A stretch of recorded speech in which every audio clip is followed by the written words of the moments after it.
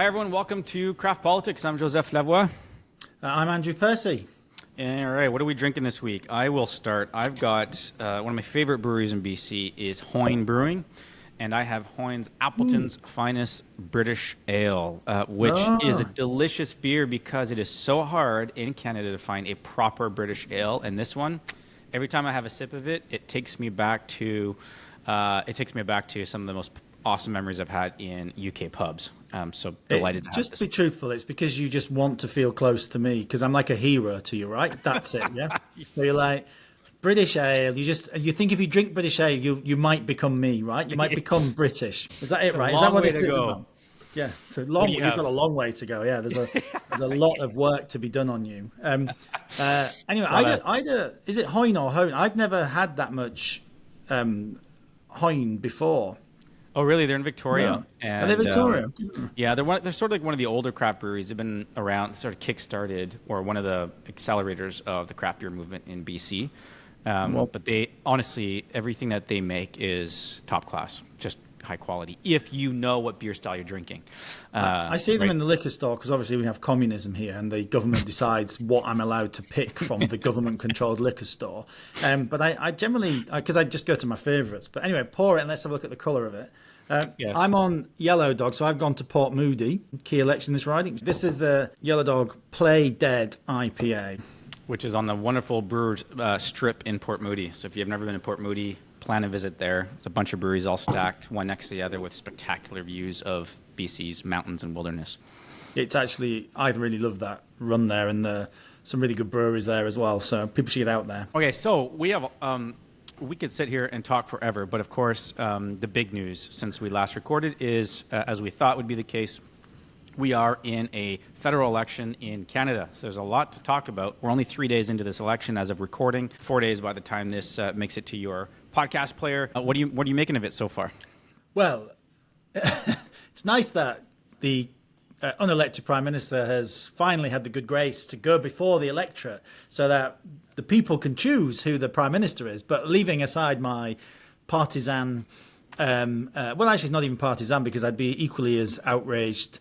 I'd just be quieter about it if it was a Conservative, because I am a hypocrite. Look, I mean, the story of it so far has been just this complete reversal in polling that's continued, right? So we're 3 days in. There was a poll out yesterday by Angus Reid, had the Liberals up to 46%. If you look at it from December, I think it's the same poll, in places like Metro Vancouver, the Liberals are up 23 points since December. Yep. I mean, that kind of shift is so rarely happens in politics with that level with that speed, right? And for people who aren't Canadian or not that interested, might not really appreciate what that means. The Liberal Party was in third place in a province like British Columbia, well behind in third place, was struggling to hold second place federally, nationally, on figures that were around 20%, now up to 46% in some of these polls. A lot of them showing more around 40, late 30s, early 40s. But this is an incredible turnaround in polling and has come at the expense not just of some of the Conservative support, which seems to have a kind of higher ceiling or a higher floor, whichever one it is. But you know, it's come at the expense of the third party, the NDP, whose support, according to the polling, has just kind of halved or more. Total collapse. And the sign of that is, so the polling numbers is one thing, and I know we spent a lot of time talking about the polls last week and the week before, but it remains to be one of the core. It's just so surprising the speed with which this change is occurring, and it's continuing. You thought I would have thought by now we would have started seeing sort of the edge coming off, but the Liberals continue to just be on the upward trajectory. To your point, the NDP continues to collapse. The Liberals are kind of holding, the Conservatives are holding kind of steady. Their vote's much more rigid. But the impact on the seat projection is also significant. So the Eric Rennie's latest projections have the Liberals capturing anywhere between 158 to 206 seats. And the Conservatives between 114 to 153. Which is actually potentially losing seats from last election. I mean, this is crazy. It's crazy because it was looking as recently as 3 months ago that the Conservatives are on their way to a super majority. I'm going to scoop up all all the seats. So this is, of course, we're only 3 days in, and I've been, bullish on saying campaigns matter, and we have a long ways to go before election day. Obviously, there's advanced voting, so people are going to be voting at various moments in this campaign, but there's still a long stretch to go. And just as quickly as things have changed in one direction, it's possible for them to change the other. At least that's what I'm telling myself. The other thing I'm telling myself, I want to run this theory by you, Percy, which is, and I'm very much shaped by my own experience. Way back in 2011, I was working on a provincial campaign. I was running digital media for the Progressive Conservatives in Ontario. And, for weeks and months, it looked like we were well ahead in the polls, and everyone was convinced we were going to win. And then the shock on election day was that we lost. And I actually think Conservatives do much better when the race is competitive. I don't think it's good for Conservatives to be seen to be so far ahead in the polls. And the reason for that is because I think you need your base to be motivated and for them to feel like their vote actually matters, that their vote can make the difference. If the spread is too large and the Conservatives hold too large of a lead, then it gives permission, I think, for enough people who are not that committed to go, well, the Conservatives have in this bag. I don't need to show up on election day. So my theory is that Conservatives tend to do better in Canada when the vote is when the race is competitive. What do you think of that? Am I just deluding myself here? Well, the first thing I'd take from that is nobody should hire you to run their digital media campaign then, because apparently you did it and we were going to win, and then it was all a complete disaster. Anyway, but the two need not be necessarily linked, right? Look, I think that's true in part. I mean, so I've referred to this in previous episodes, like the 2017 election in the UK, where the Conservatives went into it with this massive majority, and everybody thought, we were going to be absolutely, super majority, all the rest of it. And in the end, we ended up scraping home. Now, some of that was we'd actually lost the majority, scraped home as the largest party, and so there were arguments for why that happened because of some stupid policy announcements we made. But one other argument at the time deployed was like people, when Conservatives are really far ahead, start to think, maybe actually these guys need to have some limit and check on them. And consequently, people felt they had to vote in certain ways to, to coalesce behind particular parties and particular constituencies to kind of stop the Conservatives getting, and that stop the Conservatives getting a big majority is a message that seems to work really effectively on centre-left voters in a way I don't think it does in the other direction, because I remember we tried this in this last general election in the UK in 2024, where, we were running around saying, look, we've all seen the polls. People didn't seem bothered about the fact that Labour were going to get this massive majority and consequently gave them a big majority. But it does seem to... So I do think like there may be something in that. However, I think there's something else going on with this election in particular, because everything has been very much... framed against Donald Trump, and so I think that the Conservatives being a bit behind is possibly not bad for them. It motivates voters. All everything you've said, I think there may be some truth in that, but I think they're up against an additional element this time, which seems to be. It feels like there's just like a set of people in this country have just determined that Mark Carney is the man to take on Trump. And I keep looking at lots of the imagery when I watch it on the media. You watch some of the stuff on, CBC or whatever. It does seem like they're doing an awfully good job of helping facilitate this image of him as this is the guy we've collectively chosen to take on Trump. And anybody who attacks him is actually, damaging Canada. I don't know if you get that same perception, but that's just me being a bit of a partisan, because obviously people always blame the media, right? But I've heard this from people, New Democrats, and I've heard it from Conservatives here that, hang on, it just seems like the system, whatever that means, has decided he's the guy. And anybody who doesn't row in behind this concept of he's the guy to take on Trump is unpatriotic, un-Canadian, or kind of, just damaging. There's probably a sense of that, but I also, and this is the former staffer in me, I also think his team have been doing so far an exceptionally good job of presenting him as prime minister in waiting. The events are looking strong. He's looking the part. We talked about this last week. He does already have that edge over Polyev because he's already can at least say for at least a couple of days he was prime minister, and he's technically sitting in the job right now as he's campaigning. So I think yes, that is an advantage that he has. I'm not so convinced it's quote unquote media bias, although I do wonder whether today's sort of a hit job against Polyev on whether his leadership campaign was affected by quote unquote foreign interference from India and other places. A bit of a to me, yeah, a lot of sources that couldn't be attributed, a lot of recognition even in the source material. That even if there was mobilized effort from key communities in Canada, that it probably didn't have a key determining impact on Polyev's leadership win. He did win with a commanding margin. So yeah, you start to you see that Globe and Mail piece. You start to wonder, is it rigged a little bit? I don't really subscribe to those kind of views. I think if you feel the system is rigged, then it's your job as a campaigner to outperform and step up. And so, yeah, Conservatives should always assume that they're not going to get necessarily the fair shake that they think they're going to get from mainstream media. And so the question is, how do you respond, and are you stepping up? The question also, to me, though, on your point, that this is very much a reaction to the Trump factor, I do think that's the challenge that right now Conservatives are facing. Absolutely. The frame is whether it's one truthfully being put forward by voters or one that the media have written about, but there's a perception, real or fake, that the frame is all about who can fight Trump right now.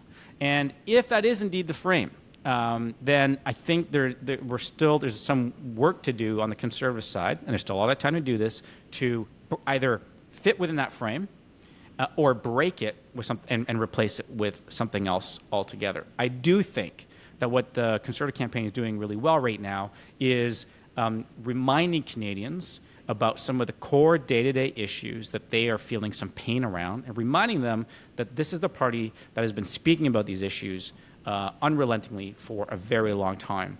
And so going back to pocketbook issues, tax cuts, so on and so forth, I do think is a good place for Pierre Poilievre to start with, to build some momentum. But at some point, there has to be a demonstration that he's prime minister in waiting and he's ready and prepared to take on Trump. Yeah, and he hasn't had that moment really since the Trump tariffs, right?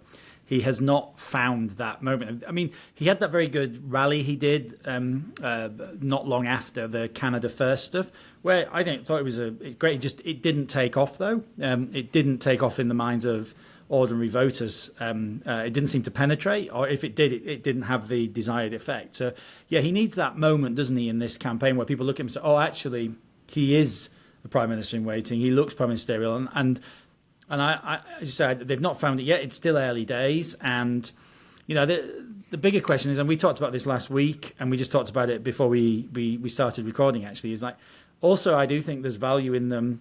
And you said you've seen some evidence of this, and of them reminding Canadians that all those things you were angry about 2 months ago, 3 months ago, are still there.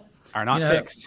They're not fixed. Imagination. And who do you choose to put in power to fix those? Because yes, there's the Trump issue, but we've got all these other issues to fix here. And do you reward these guys who haven't fixed the issues you were angry about, is what Conservatives would say. Do you reward them with another 4 years in power to not do, or to do what they haven't done in the last 10 years?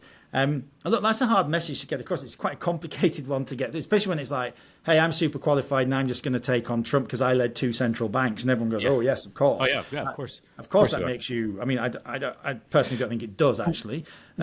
We talked about last week, is it a question of tone? And I still think there's an element of tone here. And I don't want to repeat the same things I said last week. But it struck me that oftentimes prime ministers or prime ministers in waiting often have a dedicated attack dog. There's someone in caucus who sort of takes on that role. Yeah. And for a while, that person was either my former boss, John Baird, until he was able to graduate out of that role when he became foreign minister ages ago. But Pierre Poilievre has also been a very effective attack dog. And I haven't seen evidence yet that the party has figured out who the new attack dog is. And I think they got to figure out who that attack dog is now, appoint that person, and they say, whoever you are, your sole job now is you're the attack dog because we need Pierre Poilievre to start acting as prime minister in waiting, and we have to demonstrate to people that he's got the wherewithal to serve in that role and to take on Trump. What do you think of that? Yeah, I mean, I think that's all true, but Pierre's whole shtick these last couple of years has been as the attack dog, right? Because he's had the carbon tax, he's had Trudeau, he's had inflation, he's had the housing crisis, he's had the drug crisis, he's had the health crisis, even though a lot of that's provincial, of course. All of these things have required an attack dog, right? They have required. And actually, at a time when actually the Trump stuff requires an attack dog, but the attack dog isn't Poilievre, it's been Trudeau and Carney and provincial leaders. And Poilievre hasn't been able to find space because he's not the head of an executive branch of government anywhere in the country. So he's left attacking the Liberals, which can be perceived and presented as you attacking, as we've talked about in previous weeks, the people who are now defending us. So it's kind of like my enemy's enemy is my friend kind of thing, right? You're attacking attacking the people I really don't like. Oh, that seems wrong to me. And this is where I think the fundamental shift is this, which is up until Trump taking office, Canadians were at a point where it was twofold. Everyone was pretty united on wanting to get rid of Trudeau. And with that, they were prepared for chaos. They wanted chaos. They were so angry with Trudeau's government that they just wanted to exact a level of frustration. And so someone who could do that and even come off as a massive change agent was exactly what people were looking for. We've now had a total flip of that. I don't know that people are now looking for change. At least, I shouldn't say people, I'm overgeneralizing. But there's now a hunger, there's a desire for, oh shit, there's so much coming our way externally right now. We need kind of a steady hand. Stability, and it's a total flip. But I still think they've got to try and frame this election to answer that question of, do you feel better off than you did 10 years ago when these people took government? If you do, by all means go and vote for them. If you don't, you need to consider somebody else, because if after 10 years of these guys you don't feel better off, you don't feel the streets are safer, you don't feel you've got a better chance of buying a house or of prices coming down in that, then you've got to vote for somebody else. And that's what they've got to try and steer this towards. Because if you look at, as you say, the underlying, a lot of the things that people are unhappy about, people are continuing to be unhappy about. But it's a really hard sell because the Liberals have it easy, right? It's just like, we've got an experienced guy and Trump's our target. So they've dominated that space and nobody else can outdo that now because it's too little too late, right? It almost seems to have been etched in stone, this narrative. And of course, the job of some campaigns is to break those narratives. So I'm still confident that the Conservatives can do that. There are some skilled campaigners. There's a long way to go. Although I listened to one podcast yesterday which did point out that Carney's personal ratings are still so high that there is the potential for the Liberal Party to go even higher yet, because he was still outpolling the party in some polls on favourability. So we'll see. Couple of questions for you then.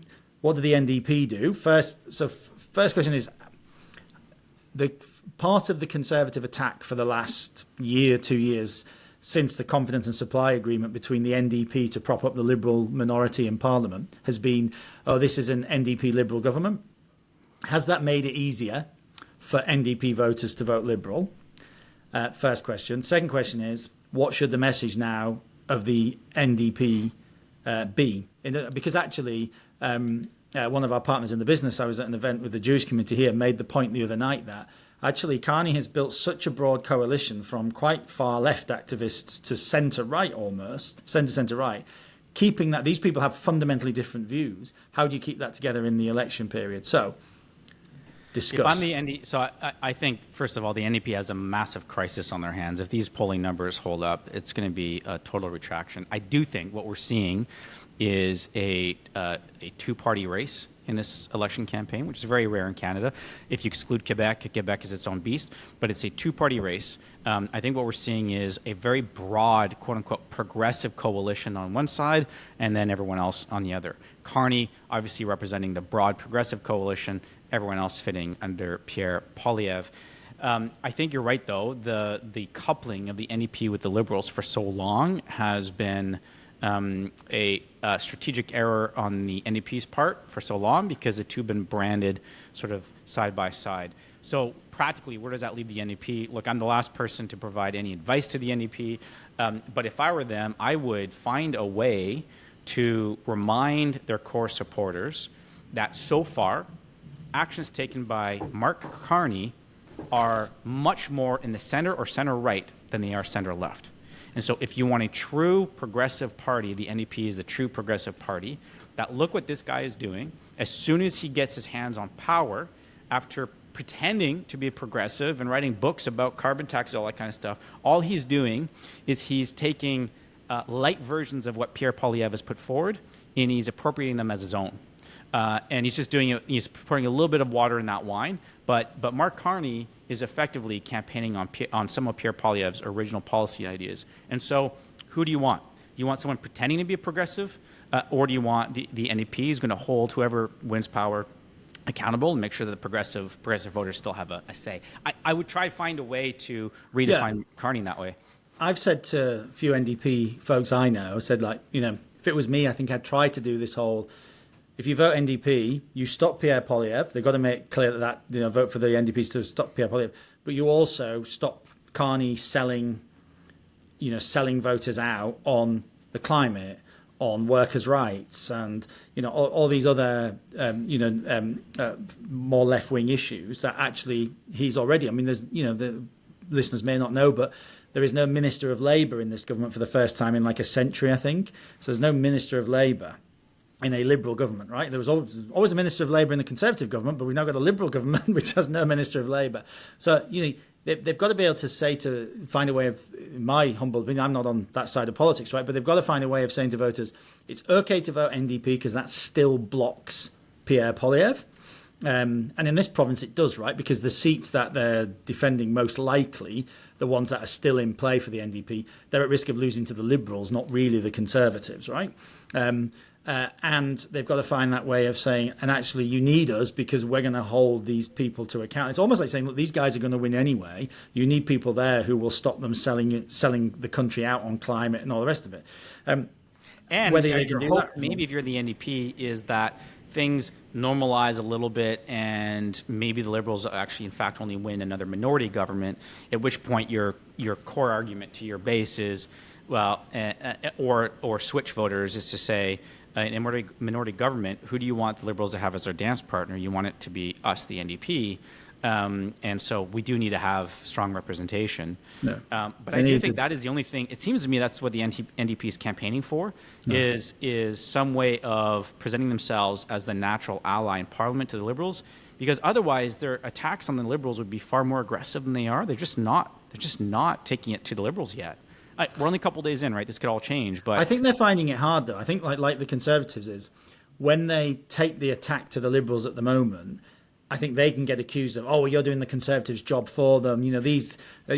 Carney's a guy who can stop Poilievre, and if you're attacking Carney, who's going to stop Poilievre, you're actually enabling Poilievre. Or it's that kind of like, the bit the Conservatives are finding is like you attack the Prime Minister and the government at this time. It's like, why are you attacking? We should all be standing united together as one country. So I think it's really hard. The only thing that makes me a little bit nervous is I hear from both Conservatives and NDP folks is that they all say repeatedly, but this is very early and what goes up can come down and, the polls will probably shift. And I think a lot of that from the sentiment I get is it's rather hope than expectation at this stage. I think there's a lot of nervousness in both camps that something could just be settled here. And, with such numbers and such margins, it's kind of like, particularly in the regions where it's happening as well, right? The big Liberal lead in Ontario, that's enough to deliver a majority normally, right? Liberals leading in Quebec now, a complete wipeout in the Atlantic provinces. It's kind of like, where is the reversal of that going to occur? Because you've got to have a lot of stuff to unravel, right? So in Quebec, people have got to start going from the Liberals and start thinking about the Bloc again. And in this province, people have got to go to the NDP, like in this province, right, where they were a strong second.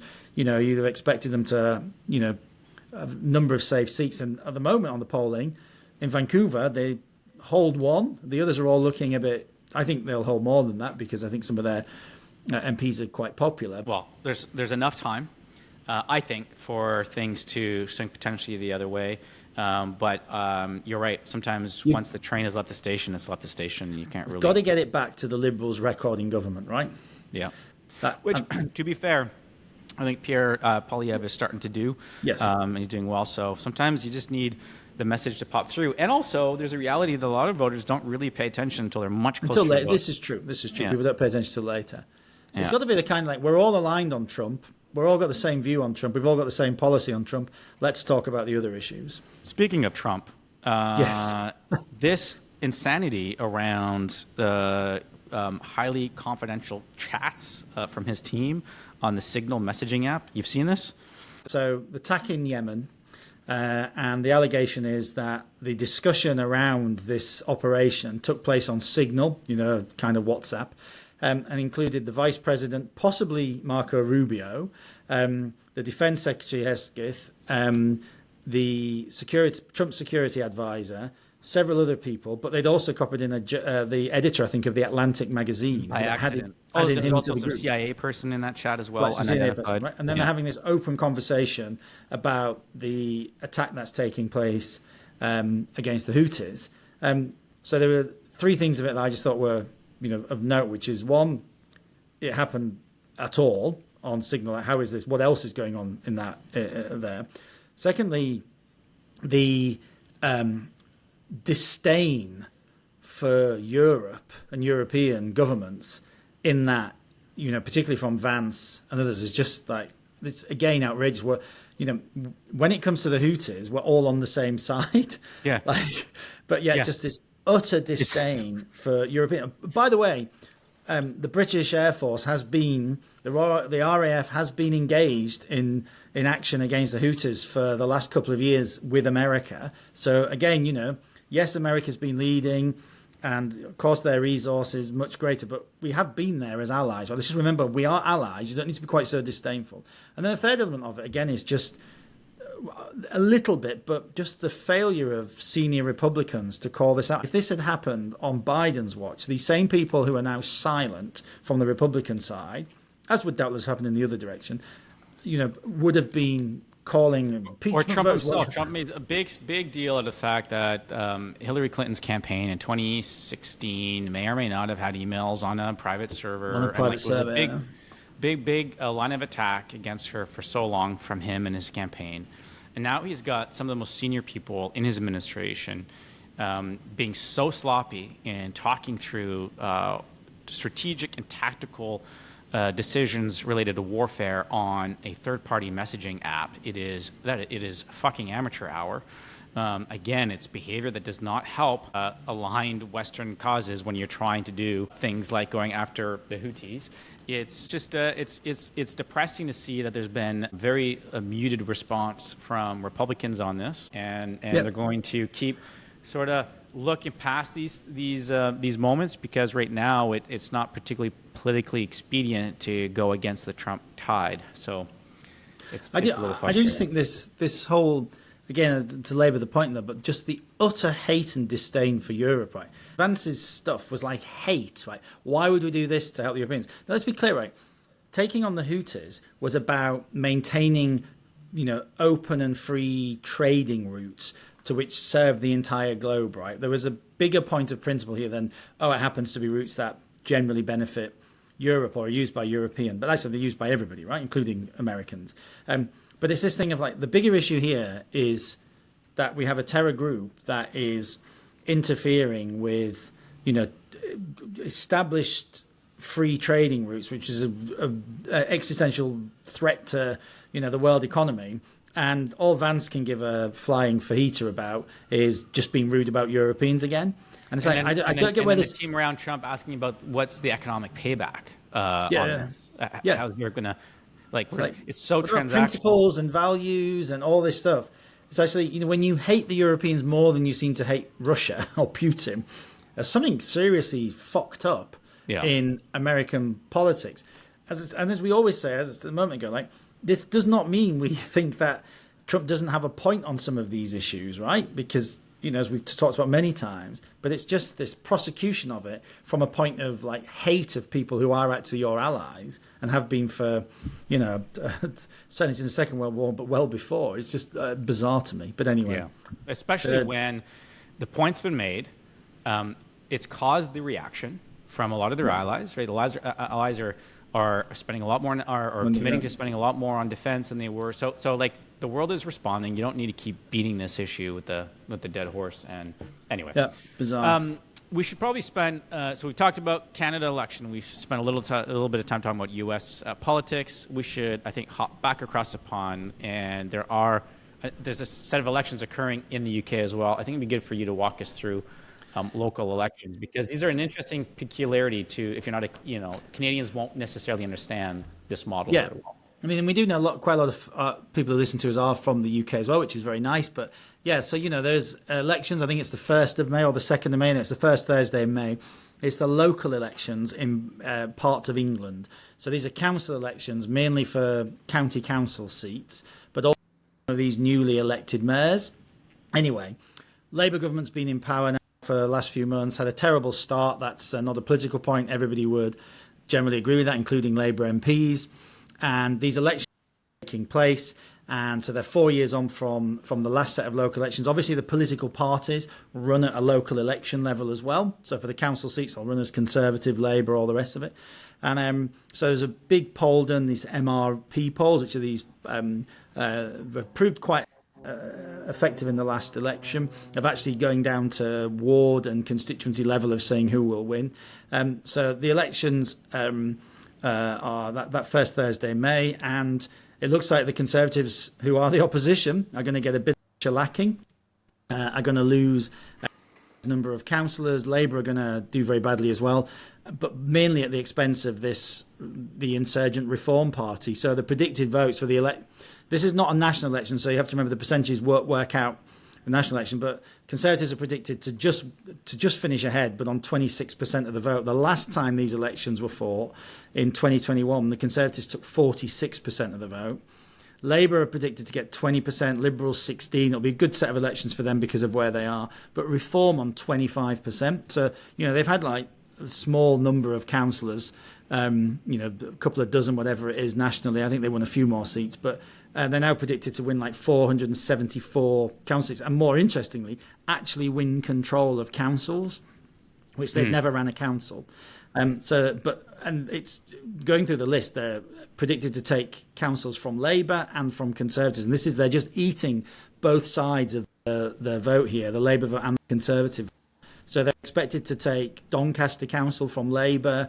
Look like they'll take Kent from the Conservatives, Derbyshire from the Conservatives, and just Thurrock from Labour, which is in Essex. So it's just really incredible to think that you've had this really unpopular Labour government, had a terrible start.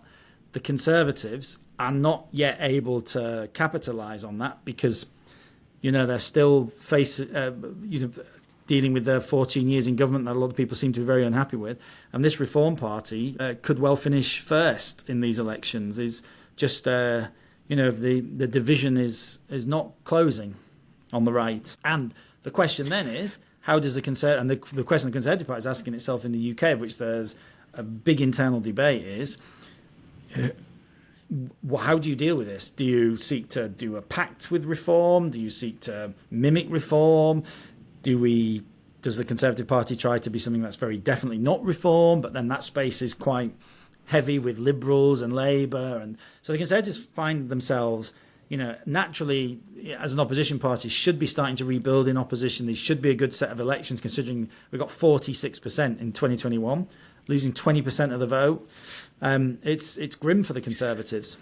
I'm curious, what impact why do these votes matter? So is it because it serves as a temperature check on sort of the national scene, or is there something about the power that these councils have that have a meaningful impact? It's not so much the power, it's that these are council elections, so it is a gauge of how the national parties are doing, because they run at the local level on a party platform. So you have rock solid Conservative seats, council seats, these wards that they have, which are at risk of going reform. So in safe conservative areas where people would never have thought that would happen, there was, and then Labour, of course, losing some of their safe areas, like Doncaster, it looks like. So this is a real reflection of just how deep the British Conservative Party's problems are. That, as I say, they took 46% in 2021 in these seats. And if they're lucky, we'll get 26% this time, is the prediction in this poll.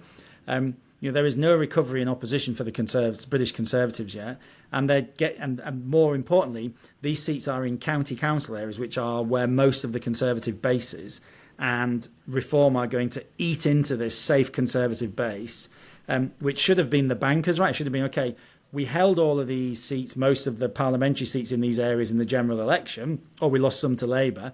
That should be our base. This is where we should be building back from. But actually, they're now getting eaten away, it looks like, or going to get eaten away at a local level as well. And do the way the votes shape up in I don't know if you call them wards, like the way we do here, yeah, but county divisions. They're called divisions in a county, but they're wards at other levels. Yeah. Do they typically match up to the national vote as well? So is it like a good way to get like micro level polling data by looking at the voting results, or is it someone who is a conservative voter nationally may not necessarily always default to voting conservative locally? Most people will. I mean, the Liberals tend to do very well at local elections because there's quite a lot of people who will vote Liberal locally because they think, they're good councillors, they do a good job. So you do get a bit of that kind of, the voter alignment isn't as strong. But generally, yes, the trends are the same, right? Yes, the percentages never work out the same as the national polling, but it's the trends. But it's actually, what looks to be happening here is, you have an area like Doncaster, which is safe Labour. The Conservatives couldn't really get a foothold in. We've had some limited success over the years in a few areas there. Looks like Reform could sweep that council, take control of that council. So that's a rock-solid Labour area that's at risk from Reform. Then you look at Kent and Derbyshire, these counties that would be, particularly Kent, seen as safe Conservative territory. Looks like Reform are going to do very well there, and a whole set of other counties, Lincolnshire potentially. This party is not going away, and it is the biggest barrier to the Conservative recovery, but also a real problem for Labour here. So just an interesting poll to see that, this rise of Reform we've seen looks to be continuing, and it's a problem for both of the major parties, but particularly for the Conservatives, of course, because people will be expecting a Conservative opposition to recover and all the rest of it, right. But there's just no evidence of it up to now. And where do they go? Do they swing right? Do they try and stay this broad church? It's a real mess for the Conservative Party. And of course, when you lose your councillors, often those are your key activists. They bring in people, right? So and then parties use their local government base and victories to then go after the parliamentary seat. Oh, I see. Right? So you build up, and that's what I did when I won my seat. Taking a shit kicking in these local elections is of consequence. It's not just a matter of losing. No, because it kills your local base potentially, right? And this is where the Liberals do very well, because they do very well locally very often, and they use that as a base to really target a seat. So this is, and a lot of these would be safe Conservative seats that the Conservatives would have thought for the next election are in the bag. But now they're going to find themselves with, some of them will have a majority, if not totally, Reform councillors. And they lose their entire local government base. They won't run the council. So running the council can be a double-edged sword, because being in government can bring the ability to do positive things, but also you can get labelled for any of the crap. But yeah, this is just a really interesting dilemma for the British Conservatives. Well, let's do a deep dive on that in a future episode. In the meantime, I think we've spent long enough on this cheeky half. I should have said at the top of the show, we are doing a cheeky half today, but we will be back next week with an interview. We're going to have James Moore on the show. He's confirmed for next week. And so why don't we get to our tasting notes on these beers and call this one a wrap. Percy, how are you making out with your yellow dog? So, well, it says on the back of this can that it provides a tropical fruit kick and a pleasantly dry finish. And it certainly is tropically. It's quite bitter, but you see it's quite dark as well. So, but I get the dark, I get the very dry, resinosy again. It's like, very, quite westy. So it's actually, I think it's quite decent. It's a nice ale to be having at 2 o'clock in the afternoon in the office.